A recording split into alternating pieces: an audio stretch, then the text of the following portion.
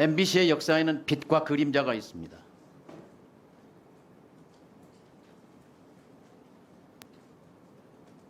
MBC를 빛낸 사람들이 있었고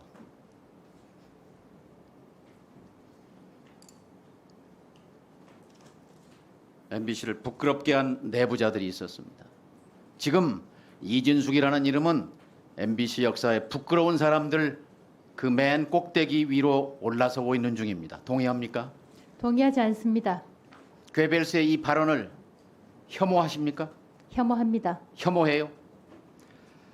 자, 괴벨스는 600만 유대인을 학살로 몰아넣은 주범이고 수천만 인류를 희생시킨 최악의 위험한 인물이었습니다. 지금 이진숙이라는 인물은 굉장히 위험합니다.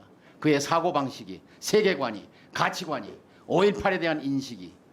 미디어 오늘. 네, 이진숙 후보자와는 MBC에서 함께 일했던 경험이 있습니다. 아끼고 사랑하는 후배 기자였습니다. 그래서 이 자리가 몹시 거북합니다. 이진숙이라는 이름을 세상에 알린 것은 크게 두 차례입니다. 한 번은 바그다드에서 종군 기자로 활약할 때입니다. 그리고 두 번째는 이명박 정부 시절 MBC 후배 기자들을 유배 보내고 노조를 탄압했던 방송 장악의 선봉대가 됐을 때 이름이 널리 알려졌습니다.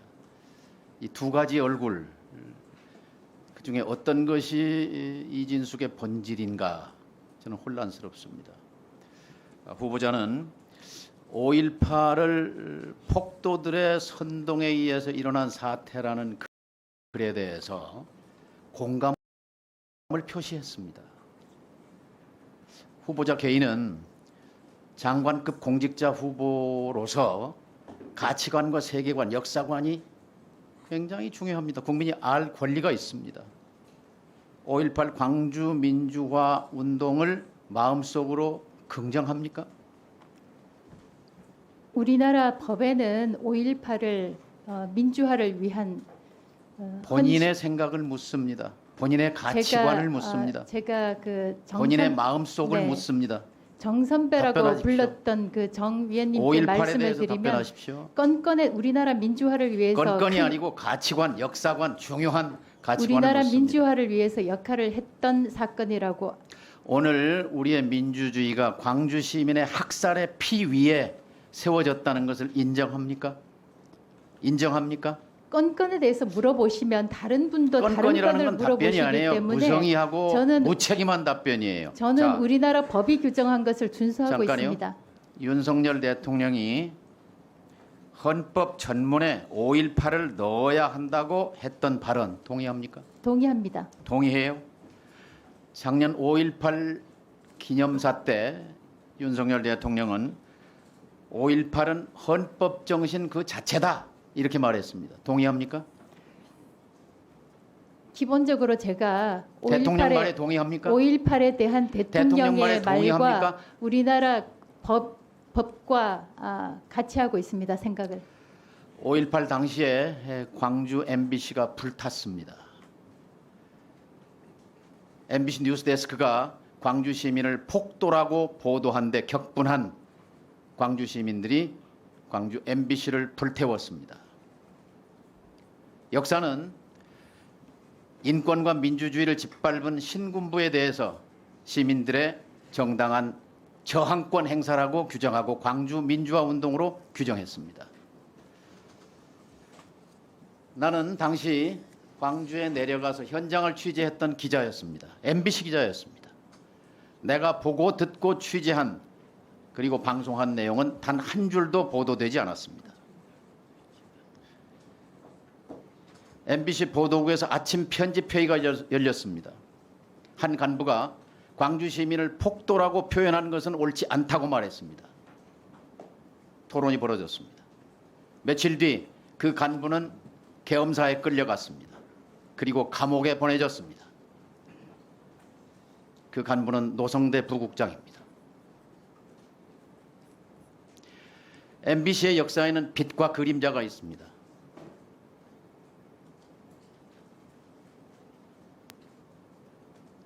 MBC를 빛낸 사람들이 있었고